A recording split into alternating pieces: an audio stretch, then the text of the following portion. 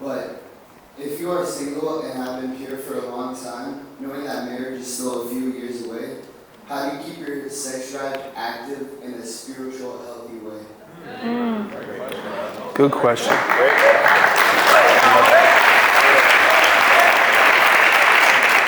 You can go first. You asked a question that I had something I want to read. On purity culture? A little bit on it.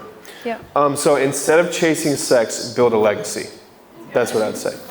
Use all that passion, drive, urges, testosterone, whatever it might be, use that to build a legacy and build a good life. But also learn young how to manage those urges.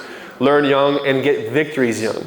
I would say there's nobody better in my ministry experience that has overcome that kind of stuff, lust, purity, than this man right here.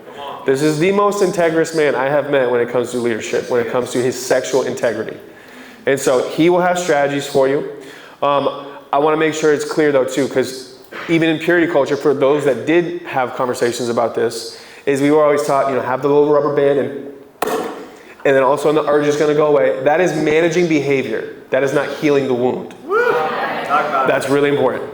So what I'd say is use all that testosterone, that drive, and fuel it and put it back into the right necessary things. I think there are urges. I think there are strategies that you got to have to manage, but hopefully that will help.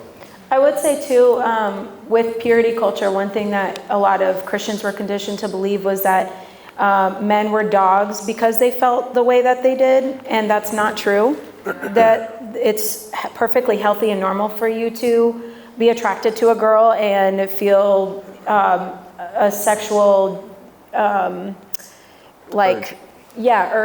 when you see a girl. That's perfectly normal. It's how you manage that tension. And for girls, they were shamed that they were making men lust after them.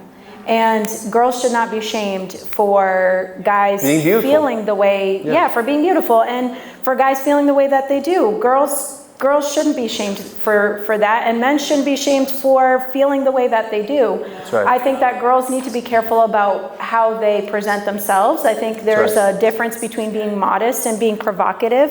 That's right.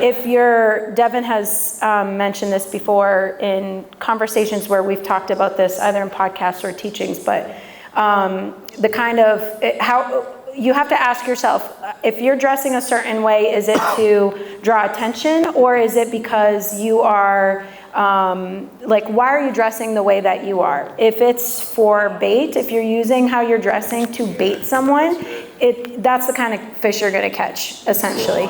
If you want a man of God, you don't dress like that. You want to be modest. You want to be appropriate. And being appropriate, let me just say, being appropriate does not mean you wear floor-length skirts and turtlenecks and nobody's saying you have to be Amish. Exactly. Yeah. Nobody's saying that, but we are saying you don't have to be inappropriate. And I think girls in here are very smart to know what that means. Yeah. So girls, don't be shamed if a guy thinks that you're attractive. It's because you are, honey. And there's nothing wrong with that. And don't feel ashamed for that. And men, there's nothing wrong with you. If you do find a girl attractive, it doesn't mean you're a dog. You just have to understand you feel the way you do. You just be careful about how you respond to that. It's great.